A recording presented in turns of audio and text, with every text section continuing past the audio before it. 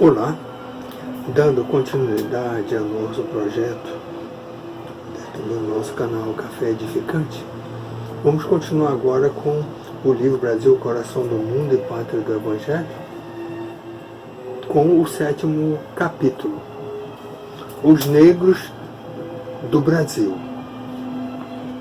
Sob domínio espanhol, Portugal sofria todas as consequências de sua inércia e imprevidência.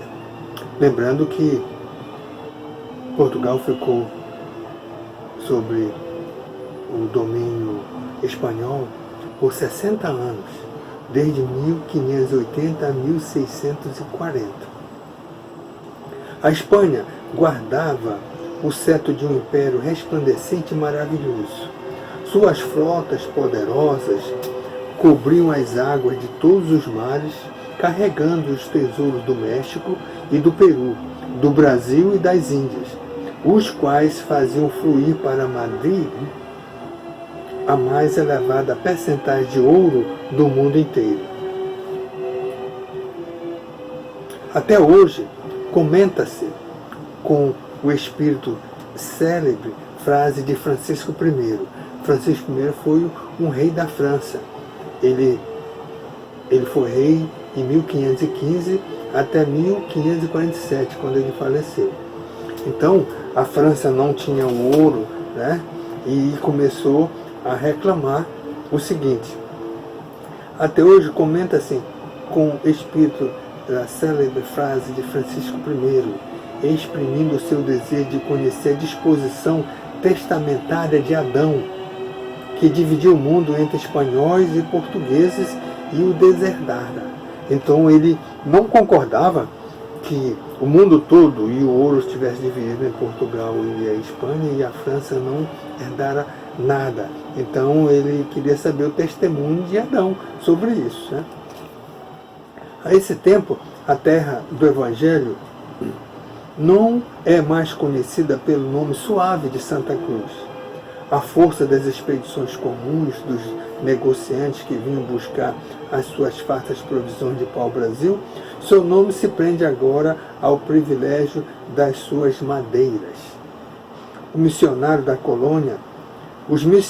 da colônia protestaram contra a inovação adotada, mas as falanges do infinito sancionaram a novidade imposta pelo espírito geral, considerando as terríveis crueldades cometidas na Baía de Guanabara, em nome dos mais cariciosos dos símbolos.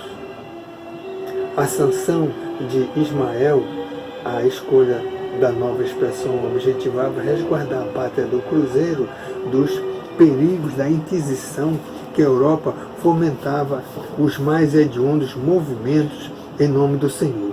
Lembrando que o catolicismo, naquela época, em nome de Jesus, matava e queimava as pessoas, né? As pessoas que ela não gostavam. Os judeus, os árabes, tá entendendo? Os médios, aqueles que tinham o dom da mediunidade. A situação do Brasil, sob todos os pontos de vista, como a metrópole portuguesa, era dolorosa e cruel, embora governado por funcionários de Lisboa, segundo as combinações estipuladas na península. Quer dizer, a Espanha estava dominando, né, mas tinha um governador português lá em Portugal. A raça aborígene e a raça negra sofreu toda sorte de humilhações e vexames. Os índios procuravam o norte em busca dos seus amigos franceses, que, expulso do Rio por Mendiçá, concentravam suas atividades no Maranhão, onde pretendiam fundar a França equinocial, preocupando seriamente as autoridades da colônia. A situação geral era mais deplorável. Ismael, que é o nosso protetor até hoje, o protetor espiritual do Brasil, e seus abnegados colaboradores sofrem intensamente em seus trabalhos árduos e quase improfícuos, no sentido de organizar um Instituto Sagrado da Família nas florestas inóspitas, onde os brancos não dispensavam consideração às leis humanas ou divinas na condição de superioridade que se atribuía. Então os brancos adentrando no Brasil, eles transformavam os índios e os pretos em escravos permanentes, certo? Aos céus ascendem os aflitivos apelos dos obreiros invisíveis. Senhor, exclama Ismael nas suas preocupações. Ismael agora vai consultar Jesus e pedir auxílio. Estendei até nós o manto da vossa infinita misericórdia. Enviai-nos o socorro das vossas bênçãos divinas, para que as nossas vozes sejam ouvidas pelos espíritos que aqui procuram edificar uma pátria nova.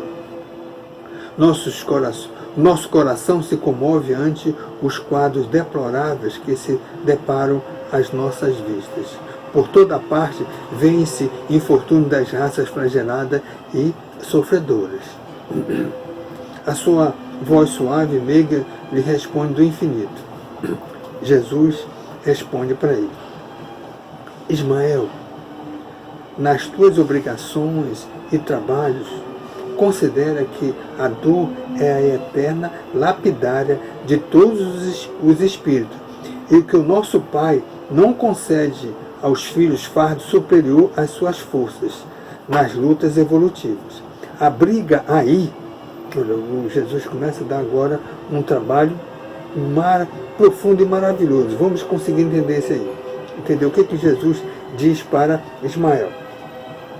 Abriga aí na sagrada extensão dos territórios do país do Evangelho, que é o Brasil, todos os infortunados e todos os infelizes. No meu coração ecoam as súplicas dolorosas de todos os seres sofredores, que se agrupam nas regiões inferiores dos espaços próximos da terra. Agasalha-os no solo bendito que recebe as radiações do símbolo estrelado, alimentando-os com o pão substancioso dos sofrimentos depuradores e das lágrimas que lavam todas as manchas da alma. Leva a essas coletividades espirituais sinceramente arrependidas do seu passado obscuro e delituoso a tua bandeira de paz e de esperança. Ensina-lhes a ler os preceitos da minha doutrina nos códigos dourados do sofrimento. Ismael sente que luzes compassivas e misericordiosas lhe visitam o coração e parte com os seus companheiros em busca dos planos da erraticidade mais próxima da terra. Aí sim encontro antigos batalhadores das cruzadas, senhores feudais da Idade Média, padres e inquisidores, espíritos rebeldes e revoltados, perdidos nos caminhos cheios da treva das suas consciências polutas. O emissário do Senhor desdobra nessas grutas do sofrimento a sua bandeira de luz como uma estrela d'alva, assinalando o fim de profunda noite. Irmãos, exorta ele comovido, até o coração divino do Mestre chegaram os vossos apelos de socorro espiritual. Então vamos parar essa partezinha aqui, essa primeira parte, onde Ismael recebe a ordem de Jesus e na realidade, uma regiões onde essas grandes quantidades de espíritos das cruzadas estão presos, né?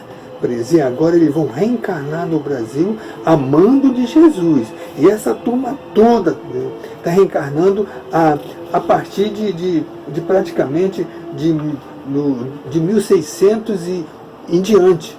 1600 em diante. Então diz Haroldo que praticamente todos nós que temos aquela ânsia do Evangelho somos aqueles que Ismael buscou na profundeza das trevas e puxou para a terra do Brasil, reencarnando em grandes famílias. Lembrando que o meu pai teve 8 filhos, eu tenho 8 filhos, então essa turma reencarnando em grande quantidade. Vamos parar por aqui e vamos seguir na segunda parte, para não ficar tão longo, tá? Então, até a segunda parte.